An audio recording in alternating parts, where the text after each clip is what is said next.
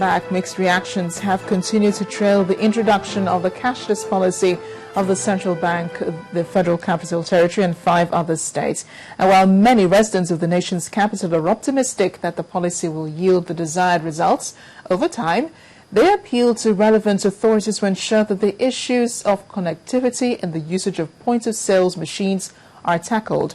In our community report tonight, we take a look at the likely effects of the policy on owners of small businesses and other residents of the Federal Capital Territory. It's no news for residents of the Federal Capital Territory and 5 other states of Ogun, Anambra, Rivers, Abia and Kano that the cashless policy of the central bank will commence October 2013. What may appear new to most of them is that charges will be implemented upon a daily withdrawal or cash deposit that exceeds 500,000 naira for individuals and 3 million naira for corporate bodies on the said date. Definitely it's going to affect us, like with the average scale businessman. Normally customers that are supposed to come around do come with cash to buy something from us. Before the introduction of the cashless policy, life for most of these traders was simple. But now they have to use the automated teller machines more frequently and the point-of-sales machines POS, which is now new to some of them. For some others who got used to the machines, that would aid their business transactions, other than queuing in banks for long hours. They are of the opinion that issues of connectivity in the usage of point-of-sales machines be resolved speedily. Because the percentage, the hyping on it is just too much. You can imagine somebody coming to buy a phone of like 10,000 naira and you're using a POS, and at the end of the day, you see that the profit you're making for the phone, you're giving it back to the banks. It's not helping us at all. But to an extent, it's going to affect the business, really, for sure, because sometimes we try using the POS to do transaction. Sometimes we'll not get the connection, and the network is always not stable to do the transaction. So the cashless policy of the Apex Bank is designed to provide mobile payment services, break down the traditional barriers hindering financial inclusion of millions of Nigerians, and bring down low-cost, secured and convenient financial services to Nigerians at all levels. But some traders and elites believe that this policy may become a problem. It will also help us in planning. So, at the long run, fraudulent acts will actually reduce. All these issues of corrupt practices will actually be curbed. I bought a material of 500 and something thousand, and they gave me a check. So presently now I can't cash the money. The central bank's deputy governor in charge of operations, Mr. Tunde Lemo, says that the Apex Bank would have to put in place mechanisms to check issues that may affect the policy. According to him, if well embraced, the cashless policy will ultimately reduce cost of lending by banks to the real sector, increase employment rate and improved standard of living for Nigerians. With effect from Wednesday, 2nd of October, of course, those charges will be applied by the banks. But we're encouraging customers that we have the electronic channels that are efficient, that are available, that are cost-effective, that they can migrate into. Apart from the POS, we also have the electronic funds transfer. Government has embraced that very effectively. All salaries are paid now electronically. While the introduction of the cashless policy in Nigeria has generated heated debates in most public discourse, it remains to be seen if the words of these Nigerians will be anything to go by in the days ahead.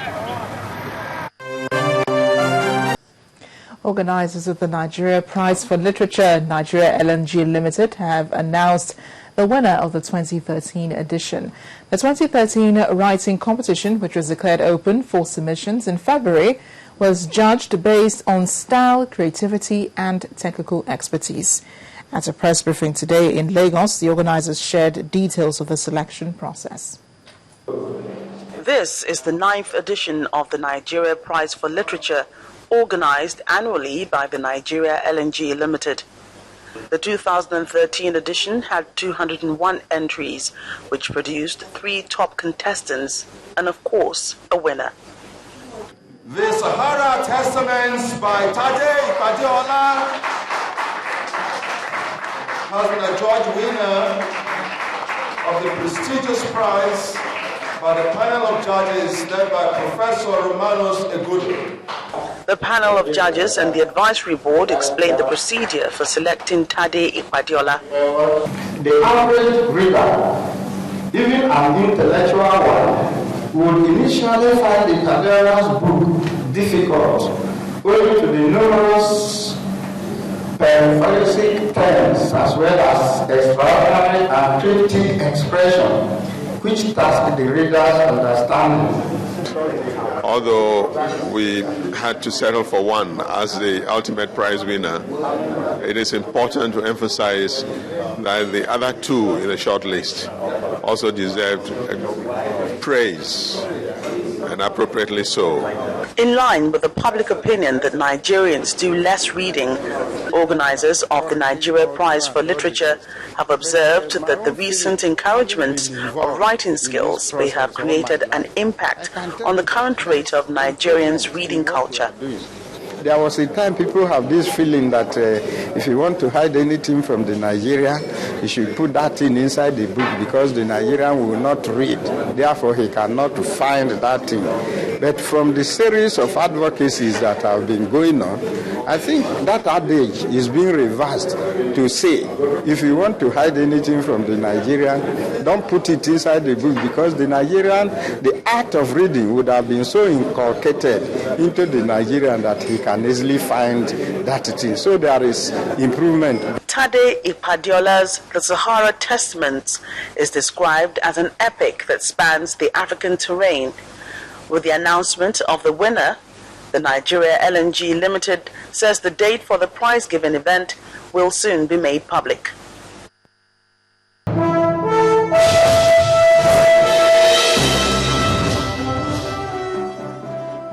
And it's time now for business news. Here's Joke Rogers. Thank you, Amarachi. Nigeria's non-oil export to West African countries increased to $312 billion in 2012, representing about 40% of total trade. This is according to statistics released by the Nigeria Export Promotion Council. The council's acting executive director, Aliyu Lawal, told journalists that Nigeria's non-oil export to Togo declined by $6 million to $40 billion in 2012. Montgomery, West Africa has held its first Customer Centricity Summit in Lagos. The event, sponsored by Etisalat Nigeria, was put together to highlight the fact that good customer service is key to the survival of any business. Chief Commercial Officer of Etisalat Nigeria, Matthew Wilshire, believes a customer's first experience can change his entire perception of an organization. According to the organizers, the summit is designed to highlight the increase in demand from customers in the Nigerian marketplace and work out ways to achieve customer satisfaction.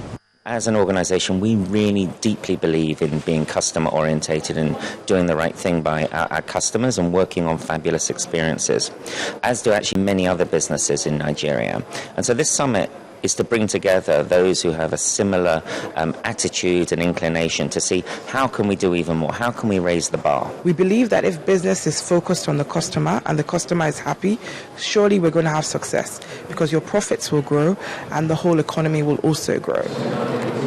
And what is the major challenge hindering good customer service in organizations? And one of the main things I think is probably staff training and empowerment, actually. So it's not about the people themselves that are serving, it's actually how much companies are empowering those staff and how much they're investing in their training. And something, again, that was said in there this morning in one of the CEO keynotes was that it's important that you actually give your frontline staff purpose. So they feel that as a person, I'm interacting with another person. Not that I'm a robot or a machine interacting with someone who's more important than me. The summit will showcase and explore innovative strategies in designing, implementing and managing the evolving multi-channel in Nigeria's dynamic customer service environment. If you miss the point about meeting the needs of customers and in fact exceeding their expectations, then you won't have a sustainable business. So this is really to bring experts to talk about this and look at about ways of continually and continuously improving on whatever you're doing. Because there's no El Dorado. There's no time you can say that I've arrived, I got it right. The expectations are changing, the environment is evolving, so you need to stay ahead of the game. And to do so, you need a forum like this to brainstorm how well are we doing and what else should we be doing. The Customer Centricity Summit, which is organized by Montgomery West Africa and sponsored by Etisalat Nigeria, affords companies the opportunity to drive discussions on customer care and satisfaction. It was an upbeat midweek session at the Nigerian equities market. The all-share index crossed the 37,000 psychological line after rising 0.96%. Here's more from Loretta Chiogo. Hello and welcome to Stock Market Report tonight. Midweek trading at the Nigerian equities markets closed upbeat as the all-share index crossed the 37,000 psychological line. The key benchmark index increased by 0.96% to end the session at 37,259.65 points. Market capitalization also climbed higher to 11.86 trillion naira. After almost 4 weeks of being in the flat position, industry heavyweights Dangote Cement added 4 naira 94 kobo to lead other price appreciators. Midweek's top decliners include Mobil, Guinness and International Breweries. Now, Transnational Corporation of Nigeria, Consolidated Hallmark Insurance and Access Bank were the most actively traded stocks for the session. When trading hit the finish line, volume came in at 288.02 million units, exchanged in over 4,000 deals. And that's the Stock Market Report. I am Loretta Chiogo. Thank you, Loretta. That's it on Business News. On the news at 10. Amarachi returns in just a moment.